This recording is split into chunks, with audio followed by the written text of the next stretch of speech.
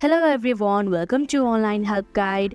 Today in this video, I'm going to show you how to add photo on Chamet.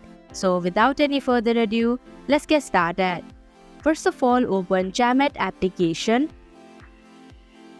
Now click on your profile in the bottom right corner.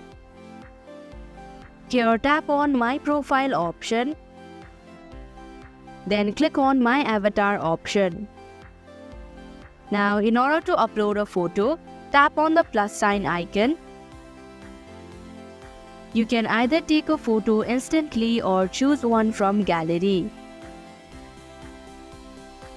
After you've chosen a photo, tap on Confirm button. Click on the right sign icon in the bottom right corner. Here you can edit your photo.